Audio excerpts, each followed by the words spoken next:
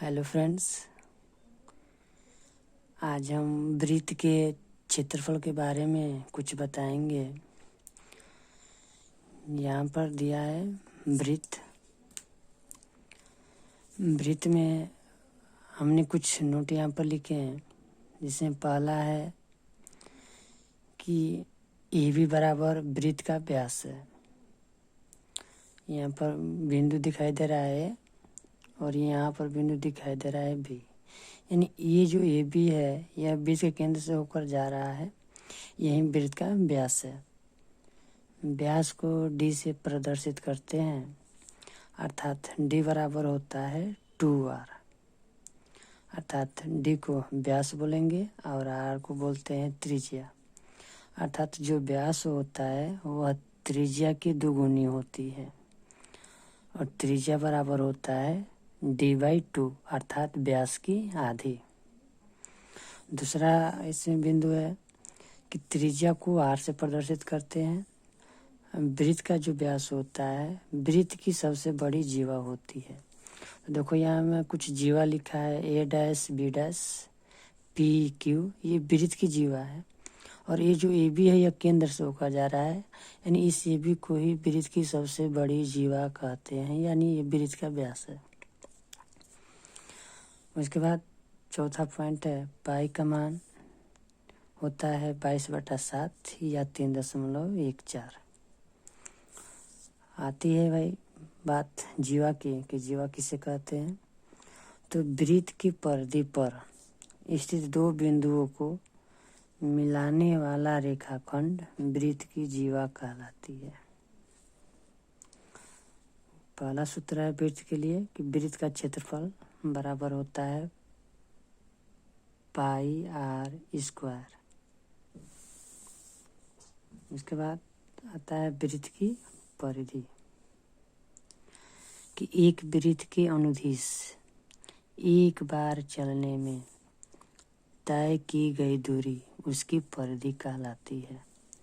जैसे मान लो वृत्त हुआ, इस वृत्त के चारों ओर अगर हम एक चक्कर लगाते हैं तो इस एक चक्कर को पूरा करने वाला दूरी ही वृत्त की परिधि कहलाता है। वृत्त की परिधि बराबर होता है 2πr। उसके बाद आता है त्रिज्यखंड, यानी एक वृत्तीय क्षेत्र का वह भाग जो दो त्रिज्याओं और संगत चाप से घिरा होता है वृत्त का त्रिज्यखंड कहलाता है। हमने यहाँ पर एक वृत्त बनाया है। वृत्त का केंद्र जो ये वो है, दो त्रिज्या लिखे हैं और ये जो AB है यह चाप है।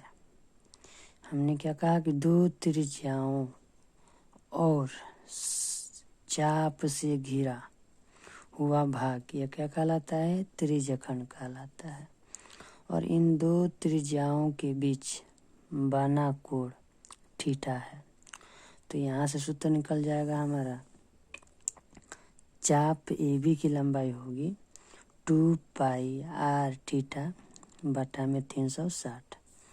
लघु त्रिज्यखंड या त्रिज्यखंड का क्षेत्रफल होगा πr² थीटा बटा में 360 अंश। दीर्घ त्रिज्यखंड का क्षेत्रफल होगा πr² माइनस πr² थीटा बटा में 360 अंश। यानी इस AB को हम चाप बोलेंगे और इस छोटे से जो हमने तीर खींचा है, निशान खींचा है, इसको लघु त्रिज्यखंड और इस बड़े वाले भाग को, खाली भाग को दीर्घ त्रिज्यखंड बोलते हैं। अब आता है वृत्तखंड।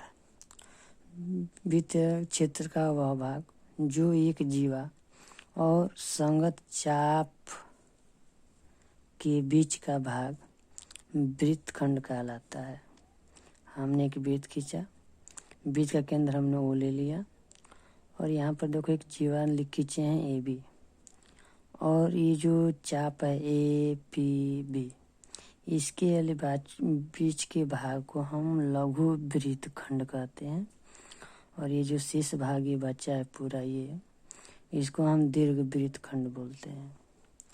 तो यहाँ से सूत्र होगा लघु वृत्तखंड या वृत्तखंड का क्षेत्रफल पाई आर स्क्वायर थीटा बटा में 360 अंश minus r square sine theta बटा में 2। दीर्घ वृत्तखंड का क्षेत्रफल होता है पाई आर स्क्वायर माइनस वृत्तखंड का क्षेत्रफल। अर्थात जब हम इस बड़े वाले भाग का क्षेत्रफल निकालेंगे, दीर्घ वृत्तखंड का क्षेत्रफल निकालेंगे, तो इस पूरे वृत्त के क्षेत्रफल निकाल करके इस छोटे वाले वृत्तखंड का क्षेत्रफल घटा देंगे तो हमारा दीर्घ वृत्तखंड का क्षेत्रफल निकल जाता है। अर्थात ये छोटे वाले वृत्तखंड का क्षेत्रफल निकालने के लिए सूत्र और ये बड़े वृत्तखंड का क्षेत्रफल निकालने के लिए फार्मूला है। वीडियो अगर पसंद आया हो तो लाइक करें और सब्सक्राइब करें।